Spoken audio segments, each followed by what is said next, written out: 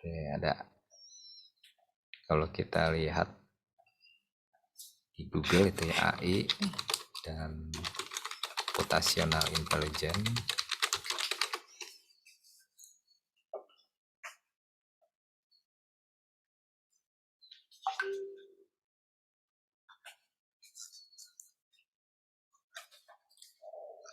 Ini contohnya deh. Oh, bukan. Computational intelligence.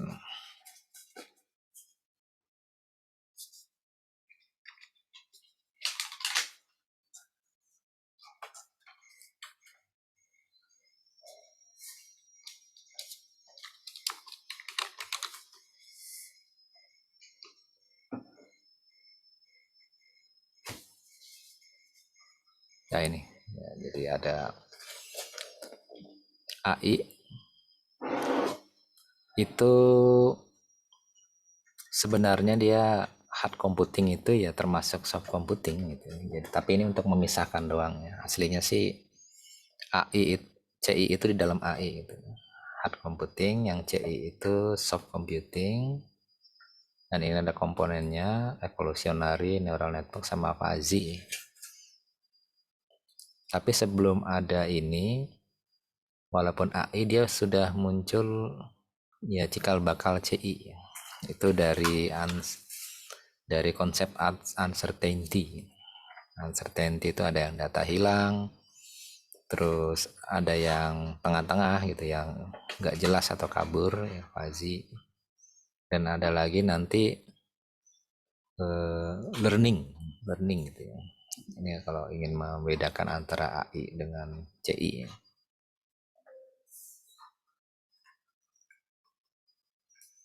Mengapa muncul uncertainty ini? Itu alasannya adalah ya seperti ini ya. Jadi ini contohnya sakit gigi. Ini gigi berlubang gitu ya. Ada contoh simple rule.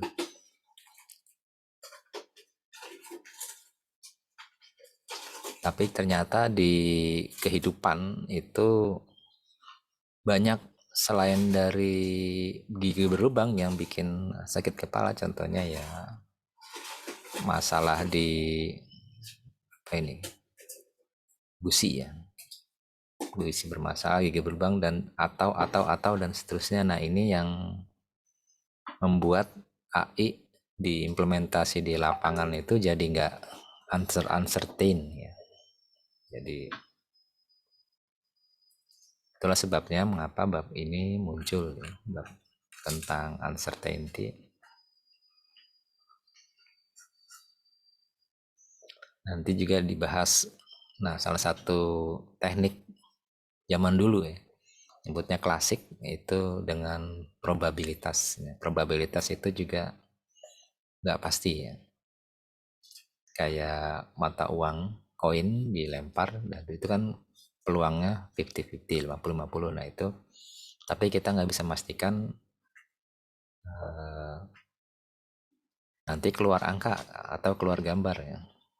Tapi kalau dihitung ya kemungkinan hasilnya itu dari statistik ya 50-50. Sintak, ada semantik, ada rule.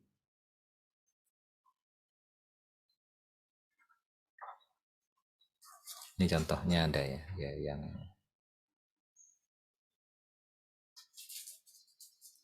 ini simbol entail ya.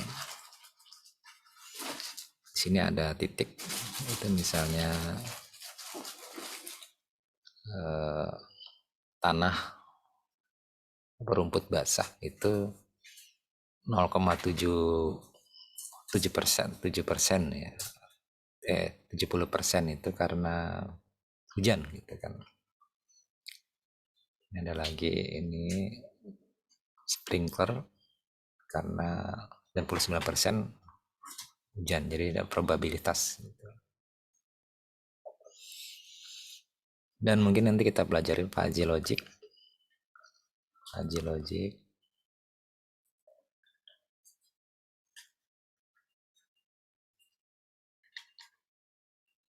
Sorry.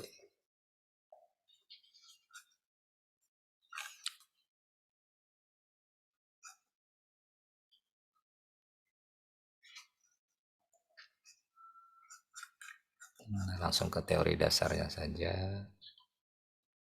Ini untuk programnya ya, logikanya ini action itu berdasarkan dari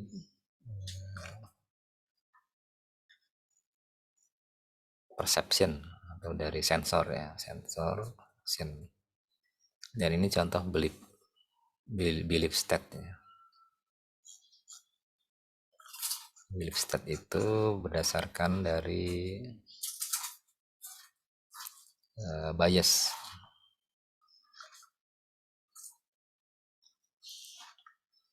Nah, ini contohnya nggak ada yang bagus ya.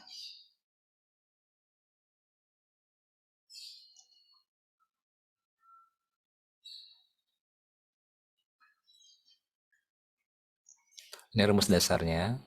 Jadi dari sini itu bisa turun ke naik bias ya. Jadi peluang A untuk kondisi B, peluang A dua-duanya, peluang A dan B dibagi peluang B. Ini bisa dibalik, jadi kalau A dan B itu boleh dibalik gitu ya, B dan A. Dan nanti ini juga bisa dibalik juga, jadi ujung-ujungnya ini sama dengan PBA, PPA gitu ya. Ada hitungannya ya, ntar.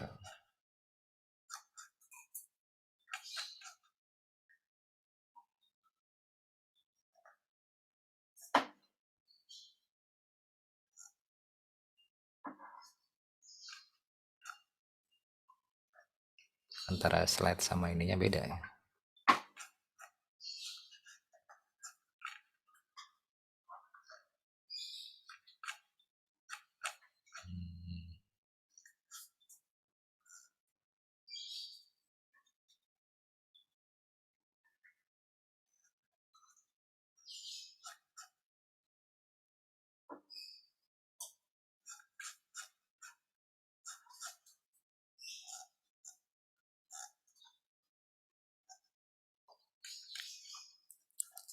Nah, kita langsung ke conditional probability saja ya. Jadi peluang A untuk kondisi. Jadi ini kondisional itu ciri khasnya ada garis miring ini. Jadi peluang A ketika kondisi B gitu. Itu peluang dua-duanya dibagi peluang B. Peluang B gitu ya. Jadi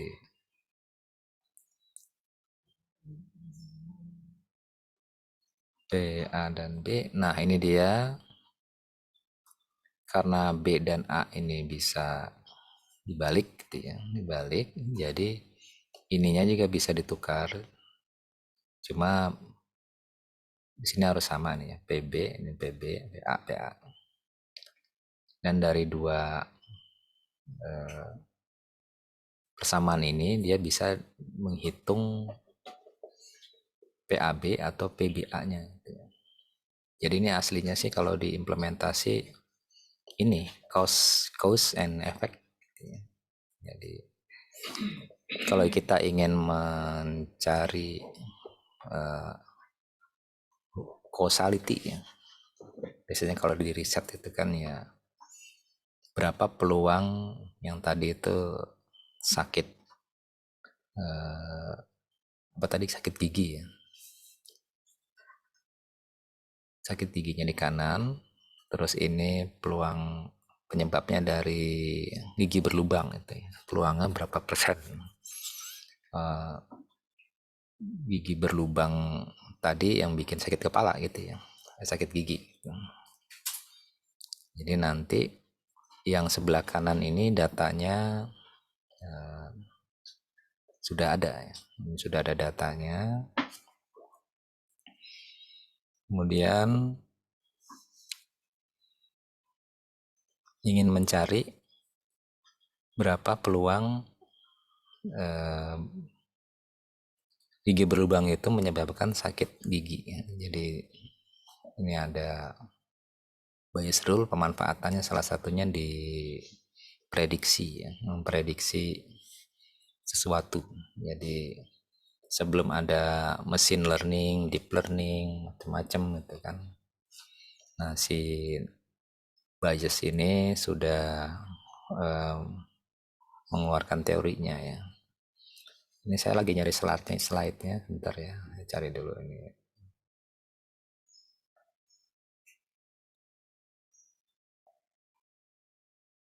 Jadi Bayes dari Thomas ya, Thomas Bayes itu probabilitas.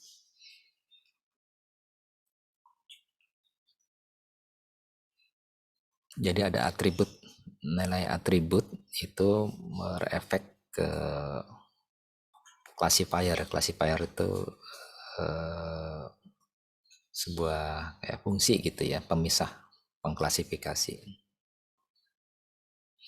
Ini contoh diambil dari kasus di buku data mining, saya lupa judulnya apa itu.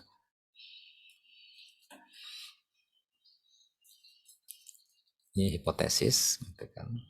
Ini X-nya itu salah satu variabel.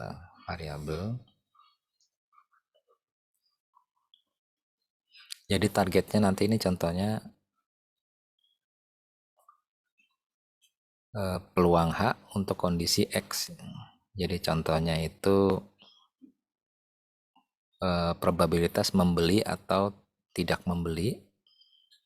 Terus X-nya itu berdasarkan umur misalnya itu kan. Jadi kita punya data, ambil data di perusahaan, ada umur, pendapatan, apa ini, pelajar atau tidak, terus performa kreditnya, utang itu ya, kreditnya itu. Nanti kalau peluang membeli dari anak yang pelajar itu berapa persen gitu ya peluangnya, dan seterusnya. Ini jadi memprediksi peluang berdasarkan variabel dari data tersebut. Ini rumusnya yang paling bawah ini. Jadi yang sebelah kanan ini itu dari data yang kita peroleh.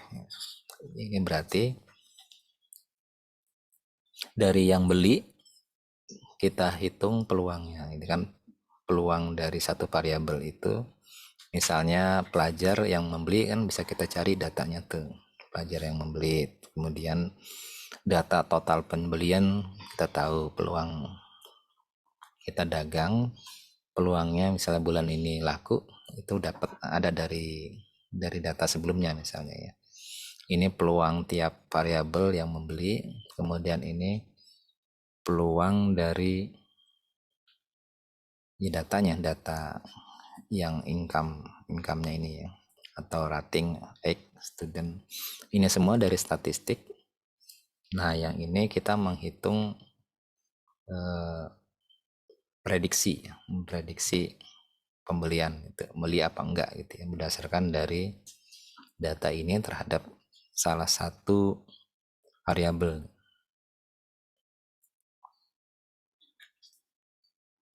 Dan ini ke bawah ini untuk ini kalau variabelnya banyak gitu ya.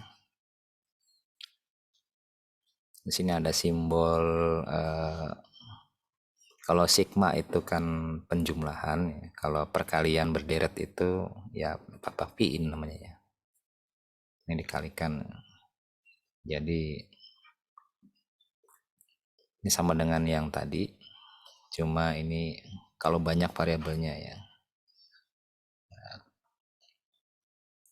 Naik bias masih layak ketika fitur atau variabelnya itu ya sedikit gitu ya, sedikit ya, dan antara satu variabel dengan variabel yang lainnya itu dianggap nggak tergantung, nggak berefek gitu. Makanya disebut ini istilah naib ya, naib bias itu karena ya sebenarnya nggak mungkin lah usia nggak berpengaruh dengan dia pelajar atau enggak itu kan. atau income nggak berpengaruh dengan performa dia kartu kreditnya gitu ya, misalnya suka nunggak apa enggak, itu kan pasti terpengaruh dari income. Tapi di naik bias ini ya dianggap antar variabel itu tidak ada hubungannya ya, atau independen. Disitulah ya agak sedikit error gitu ya kalau diimplementasikan.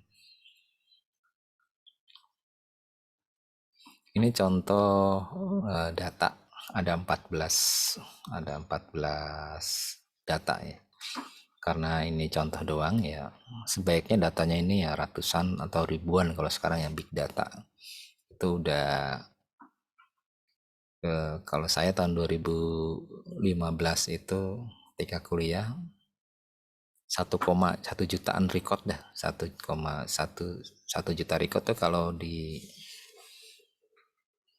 dihitung kilobyte-nya itu ternyata sekitar 1 mega gitu ya. Jadi entah kenapa itu kok mirip gitu ya, 1 juta record itu 1 mega. Datanya bukan data gambar ya, data ini seperti ini.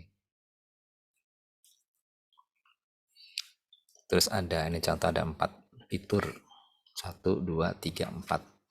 Jadi istilah ini disebut fitur space ya, fitur space atau fitur, dan itu di luar dari nomor ya, kayak penomoran ini itu di luar, nggak dihitung. Sama target itu label atau target atau ya kelasnya itu. Ini kan kelasnya membeli yes atau nggak beli gitu. Jadi ada satu orang pertama di data itu umurnya muda, kan pendapatannya high, terus bukan student, terus kredit ratingnya itu paling buruk ya, dan dia ternyata nggak beli gitu. Ini contoh yang yes, sedang, pendapatannya tinggi, bukan pelajar, kredit ratingnya juga rendah, tapi ternyata dia yes gitu ya. Dan seterusnya ini datanya. Nah nanti kita menghitung ya rumus yang ini semua nih. Jadi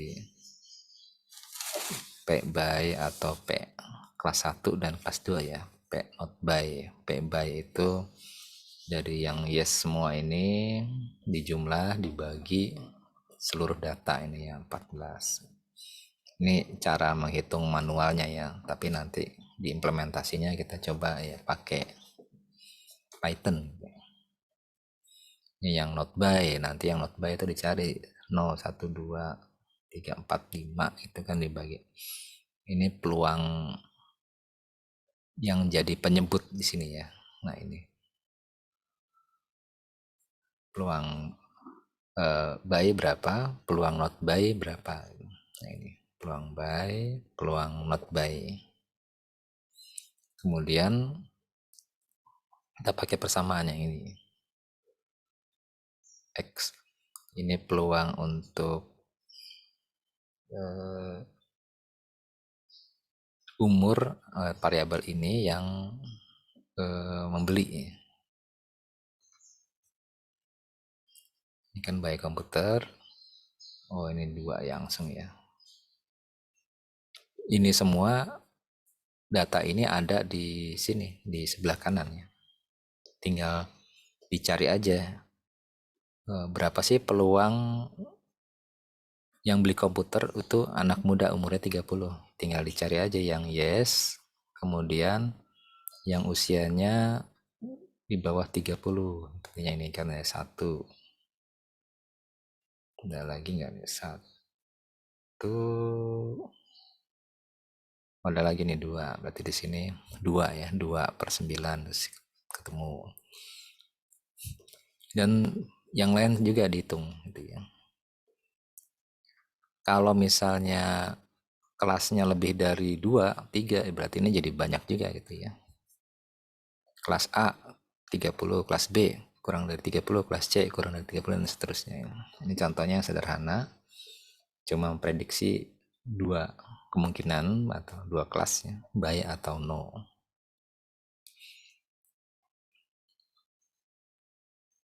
Ini contohnya, oh ini udah ada medium. Oh ini contohnya cuma dua ini ya. Yang ini ada dua, yang ini juga ada dua. Tapi penyebutnya ini berdasarkan mana tadi, beli atau enggaknya gitu ya. Kalau yang beli kan 9 ya, 9, yang enggak 5 gitu. Ini 9 yang beli, kalau yang enggak 5. Yang lain juga kalau beli 9, ini 9, 9. Contoh menghitungnya pakai rumus ini, kemudian ketemu PX by komputer 0,4 masuk ke ini, menghitung P by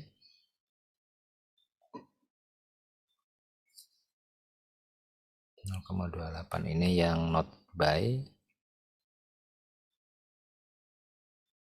kemudian dihitung probability-nya seperti itu. PX by komputer 0, P by komputer, oh ini peluang satu variabel ya.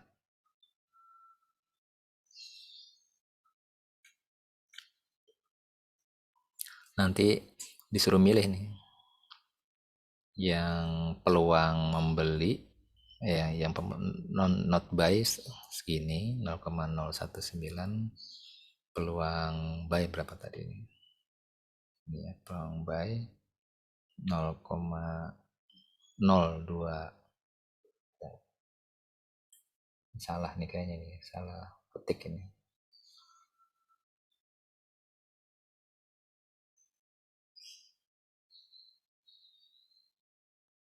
Bentar.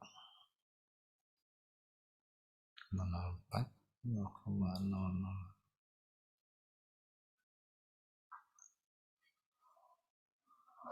0,007.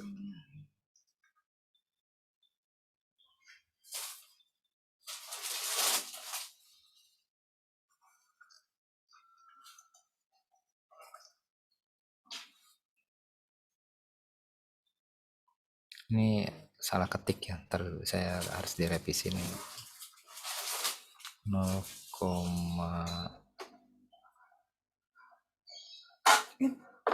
ini harusnya lebih besar yang ini ya, 0,044 ini.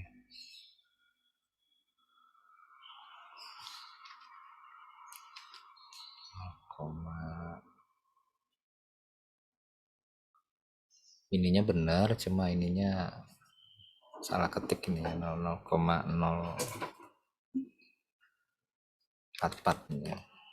Jadi by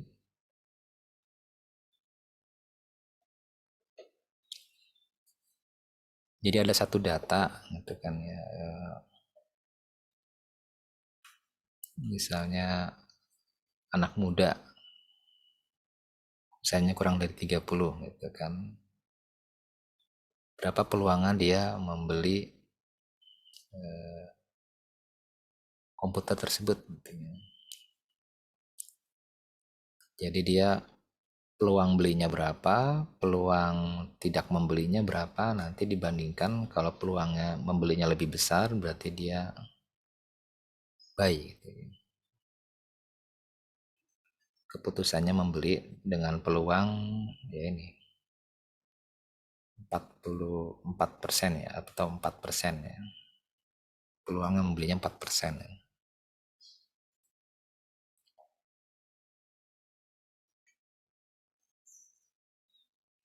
Ini kita masuk langsung ke programnya. Saya share ya. Cuma datanya saya lagi nyari dulu nih. Ya, udah hampir setahun yang lalu ini. Naib Bayes.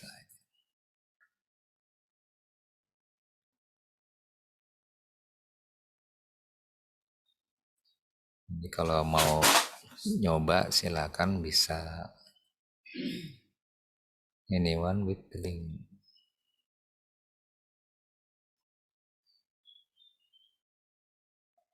Link.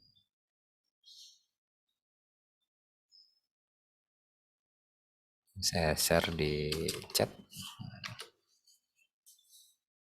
Jadi linknya dijalankan, cuma nanti butuh upload file file yang tadi ini ya. Jadi file ini tentu saja harus dirubah menjadi angka gitu ya. Kalau beli 1 nggak beli 0. Terus usia ini ada 3 nih kan. Ya 3. Usia muda itu 0, sedang 1, tua itu 2. Income ada 1, 2, 3. 0, 1, 2. Kalau student atau tidak 0 dan 1, dan seterusnya. Ini harus dikonversi karena nanti kita pakai library scikit-learn ini. Nah, dia maunya itu angka dan dia nyebutnya Gaussian naive Bayes. Jadi naive Bayes tapi dia menerapkan ini Gauss, apa itu ya, seperti distribusi normal ya. Jadi kalau di bukunya tadi itu ada mana ya tadi itu ada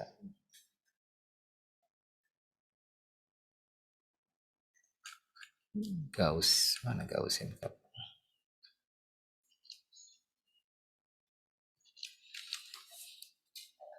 Tahu kalau ingin detail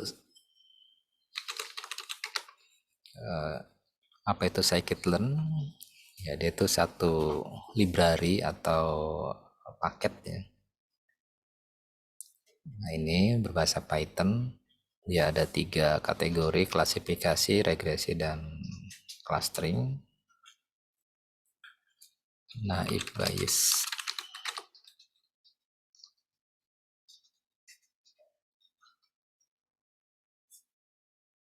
Nah, kenal ya, Gaussian gitu. Jadi rata-rata pakai distribusi ini ya, normal, karena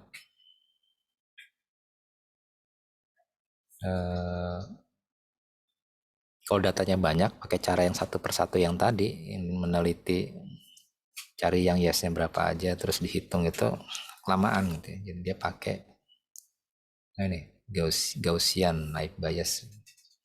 Untuk ininya penjelasannya di sini udah lengkap nih dari Stanford ini. Tahun ini metode data mining disebutnya klasik ya, klasik data mining, karena ini sebelum ada komputer dia udah ada duluan. Cara menghitungnya zaman dulu pakai ini nih, bahasa Fortran ya. Saya waktu S1 juga dulu bikin pakai Fortran ya.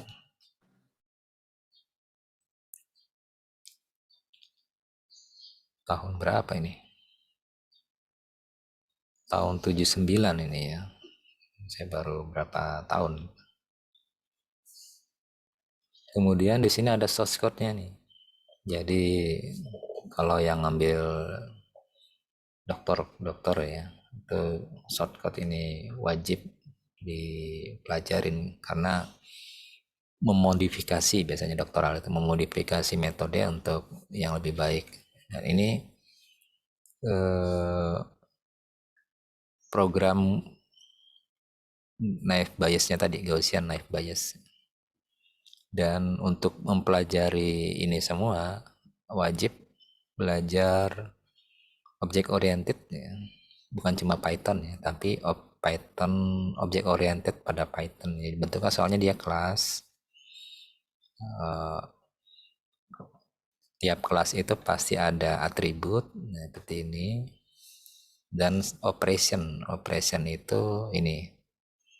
Nah ini fit itu training biasanya dia. Kayaknya sih untuk Python udah standar ya kalau mentraining atau proses learning itu menggunakan nama fit walaupun bebas sih sebenarnya fit.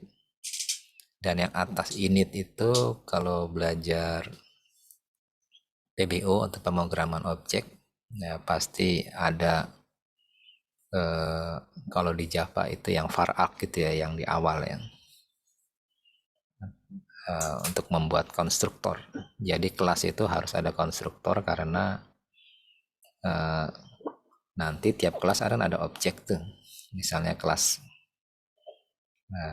AI itu harus ada konstruktor kalau ingin membuat satu student, menambahkan student gitu kan ya, membuat objek dah istilahnya. Karena kalau kelas nggak bisa buat objek namanya kelas ini, kelas abstrak gitu ya.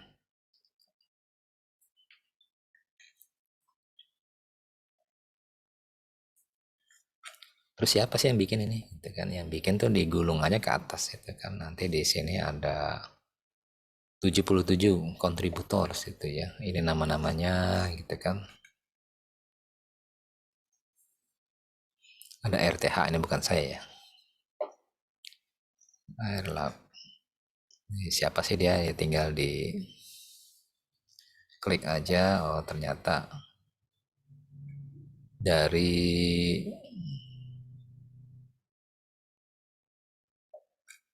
biasanya industri atau mahasiswa itu ya yang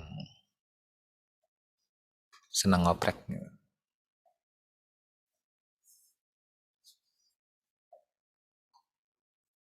Ya, dan kalau ingin berkontribusi ya harus menemukan ini ya, memperbaiki, mempercepat gitu kan.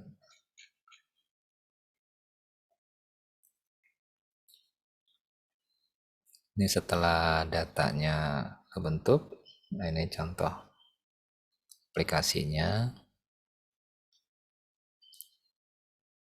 Kemudian kita ingin ini belum, setelah itu memprediksi ya. Ini data uji nih. 0110 itu berarti 0110 berarti 0110 gitu ya. Di sini nggak ada ya. Jadi yang nggak ada datanya di sini bisa diprediksi. Nah itulah yang namanya machine learning ya. Jadi kalau zaman dulu kan kita mencari di kayak SQL gitu ya, mencari 0110 itu target keluarannya baik apa enggak, kan nyari dari data tuh. Nah tapi machine learning itu bisa memprediksi yang datanya nggak ada di sini. 0110 ada nggak nih contohnya? Ya tentu saja kalau datanya di sini ada juga bisa gitu ya. 0110 kan nggak ada ya, berarti ternyata hasilnya 1. Jadi dia bisa menebak yang nggak ada di sini itu hasilnya ada gitu ya. Itu namanya machine learning. Kalau yang bukan machine learning berarti yang database biasa. Kita mencari pakai SQL Server gitu kan, pakai SQL mencari data yang ada di sini, nanti keluarnya yes apa no, kan searching terus yes terus. Tapi kalau machine learning itu data yang nggak ada di sini kita bisa tahu dengan cara ya yang tadi ini fit. Nah ini fit itu dia learning ya, tapi nanti machine learning itu materi tentang learning ini ada di AI tapi di Nusa Putra dipecah jadi dua itu ya. Dan learning sampai ke machine learning, deep learning itu ke computational intelligence atau yang ya advance ya, advance artificial intelligence. Ntar saya cari dulu data, atau kalau nggak diketik manual sih bisa ini ya, cuma waktunya ini takut. Saya cari dulu data yang ininya nih, saya cari dulu bentar.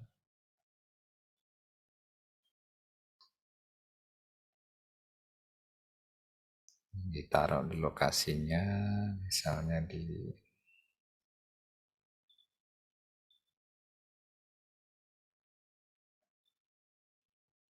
yang gampang aja di dokumennya. Ini naik misalnya. Dan bawahnya ini pilih CSV ya, koma delimited. Nah, dokumen terus kita simpan. Nah, kalau dibuka dia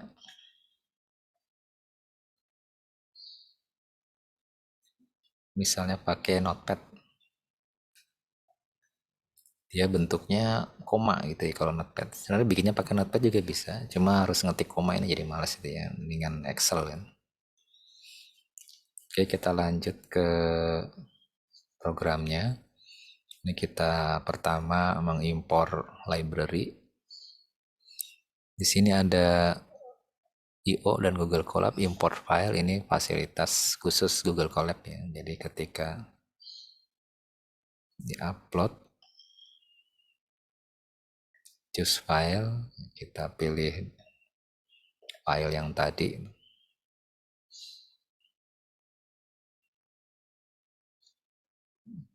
Mudah-mudahan jalan nih. Kalau misalnya nggak jalan juga ininya berarti nggak perlu pakai header nih.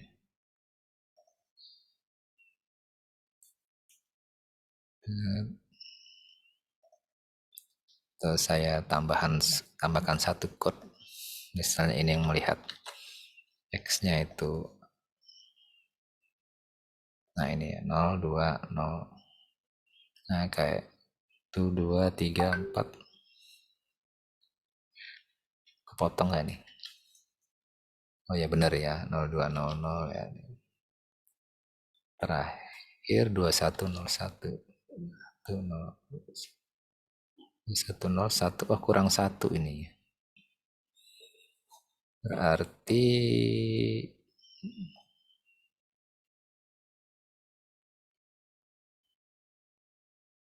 benar yang karena yang atasnya ini nggak dihitung nih target ya labelnya. Jadi 2101 saja ini. Oke, udah benar. Ini ada proses fitting atau learning. Kalau deep learning itu pakai GPU ya, itu bisa berapa jam gitu ya. Ada yang 2 hari, 3 hari. Tapi karena ini datanya sederhana dan metodenya juga simple, cuma sekelebat aja gitu.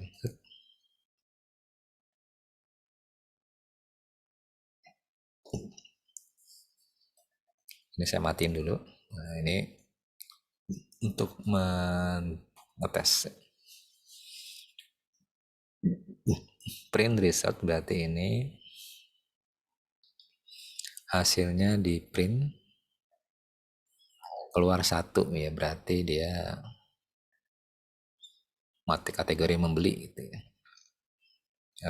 Ada satu data mana tadi ya,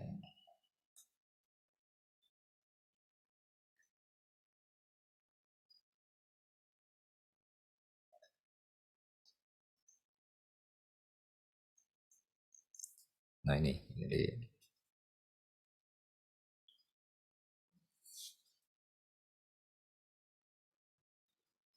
peluang dari membeli atau tidak terhadap satu data ya, datanya ini 0110 atau anak muda income-nya berapa? 3 Pak, sedang ya. Income-nya 1, income-nya 1, dia mahasiswa atau student, kemudian kreditnya itu fair atau buruk. Kalau kita mau nyoba lagi juga bisa nih.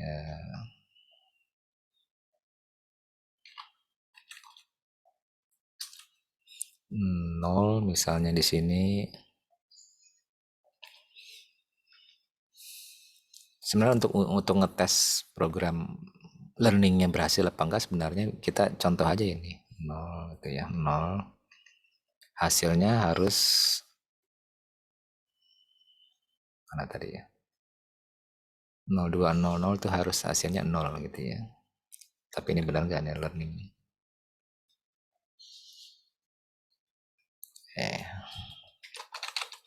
Boleh pakai print juga ya, tapi ini saya lebih suka. Oh, ini ya kurang nih.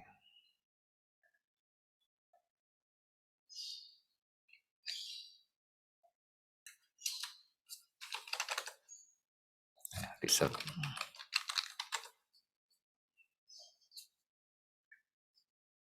Nah, ini hasilnya 0. Nggak jelas ini. Harus print.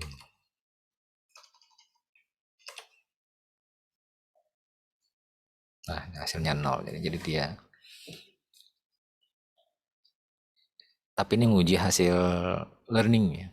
Kalau nguji hasil pengetesan, nggak boleh pakai data yang berasal dari data yang buat training ya. Jadi nguji itu harus data yang di luar dari ini semua. Contohnya ini 0 semua kan nggak ada ya. Coba misalnya, nah kalau nguji ya data yang nggak ada di training itu. Oh ternyata 0 ya. Kalau 1 semua,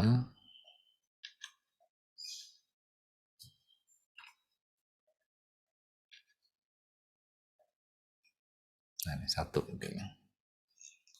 Jadi data uji itu harus beda dengan data training. Jadi kalau kita dapat 100 data misalnya, itu biasanya sih 80 untuk training, disisain 20 itu untuk testing, nguji gitu. Karena nggak fair ya kalau yang buat nguji itu yang buat latihan ya pasti bagus lah gitu. Kayak ujian akhir nih untuk mata kuliah ini ya nanti jam 1 gitu ya kita coba menjalankan ini tapi dengan mungkin datanya yang lain ya.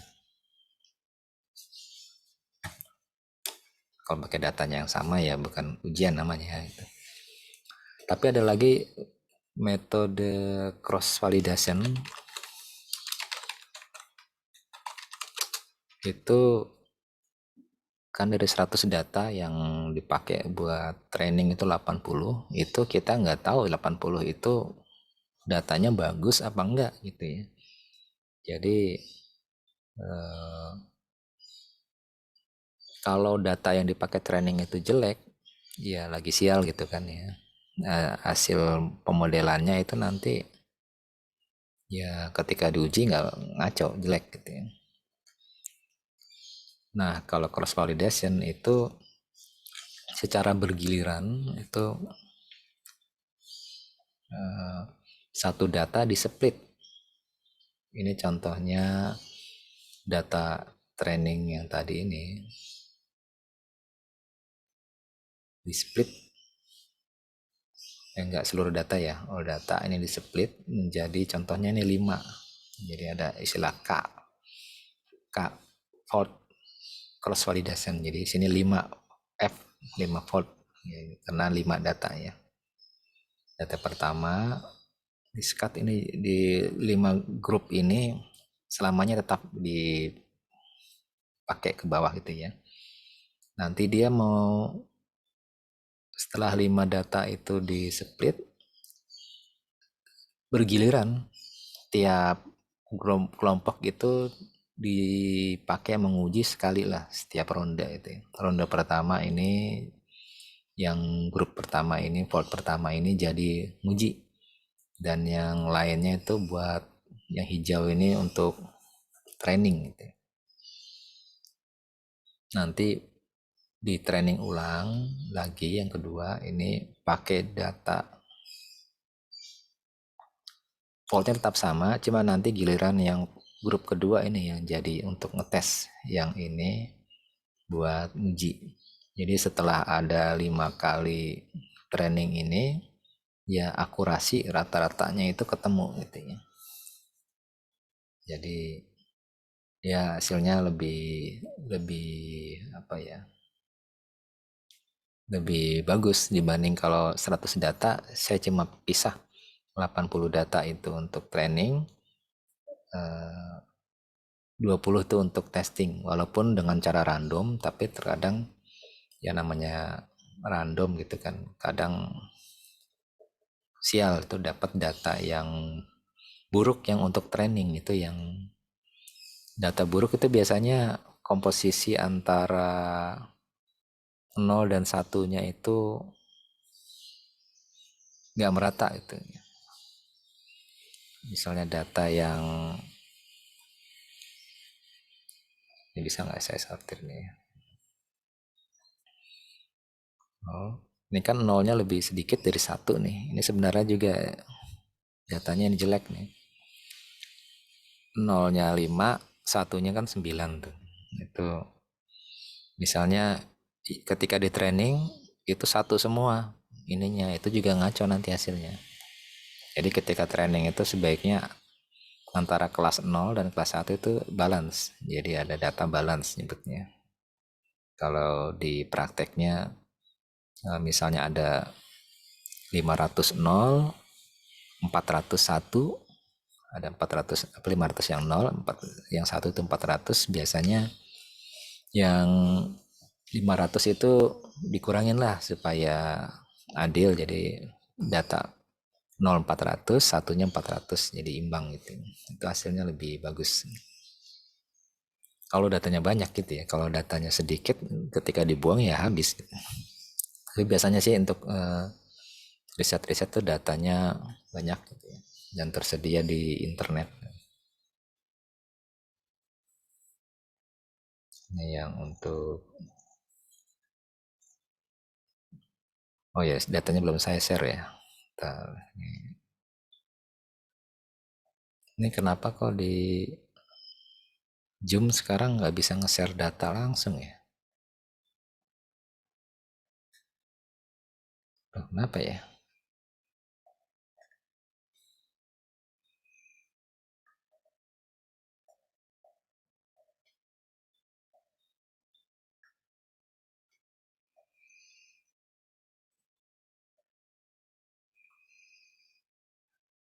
Nge-share-nya pakai apa ya?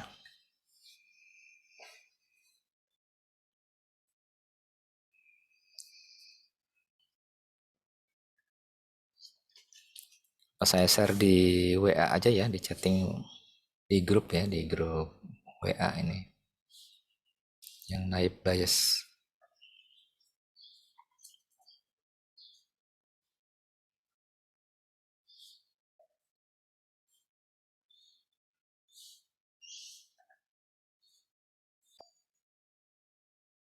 Jadi yang struktur network naib bias itu ya seperti ini. Jadi cause, efek, itu kan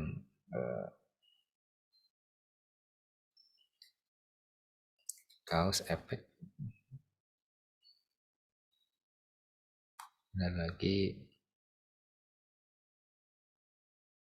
ini agak beda ini.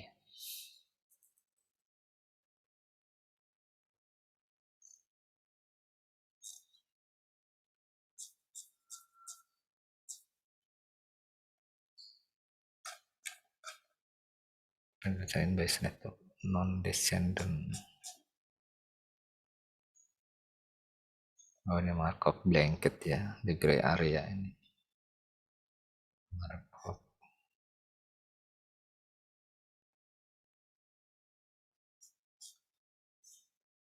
Eh, lanjut pelajarin sendiri ya. Kalau ingin fokus ke eh, naib bias ini. Ini bagus teorinya, cuma untuk implementasi ini sudah jarang dipakai. Jarang dipakai, tapi dia punya keunggulan. Oh, ini saya tambahin satu lagi nih harusnya nih. Keunggulannya ya ini. Jadi selain menghasilkan result,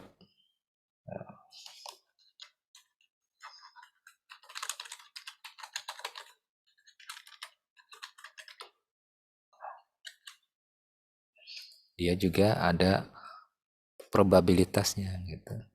Jadi ketika saya bilang data seperti ini, hasil keluarannya itu satu atau membeli, dia punya probabilitasnya 89-86% itu. Jadi ketika kita menggunakan metode ini, kita ya tingkat keyakinan kita muncul di sini. Kalau yang ini data ini hasilnya itu membeli, dan di sini ada probabilitasnya 88 gitu. Jadi selain hasil keluaran, tapi ada juga probabilitasnya, itu salah satu keunggulan dari naive bias ya. Jadi bukan hanya memprediksi 1 atau 0, tapi dia bisa mengetahui keyakinannya itu, probabilitasnya. Jadi kalau nebak 1 tapi di sini 60 atau 55, itu ya kita jadi ragu-ragu gitu kan ya. Dan berdasarkan tergantung konteksnya gitu ya. Kalau misalnya ada makanan di depan kita gitu kan, peluang makanannya itu beracun 0,1% gitu kan. Gitu. Ya kecil banget kan itu kan, tapi kamu makan, kita makan nggak gitu kan ya. Ya kita tergantung konteksnya gitu kan.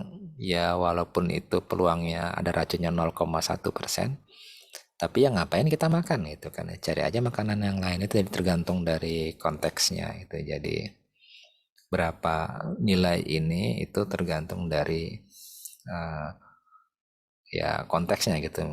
Kalau misalnya perlombaan, peluang saya menang itu 70%, ya oke lah ikut gitu kan.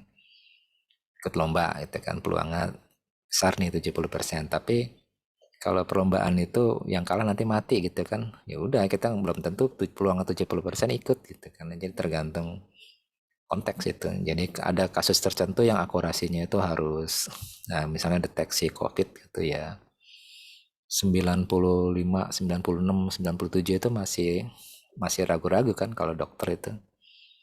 Benar nggak nih? Ya udah tes ulang gitu kan. Tapi ada juga yang akurasi 70, 80 itu diterima gitu. Jadi tergantung dari kasus atau konteksnya. Oke, kita break dulu ya. Lanjut nanti ya jam 12 setengah satuan gitu ya. Atau setengah satu lewat lah gitu ya. Oke, kita break. Nanti zoomnya itu di pertemuan ke-14 ya. Karena yang ini sudah saya stop.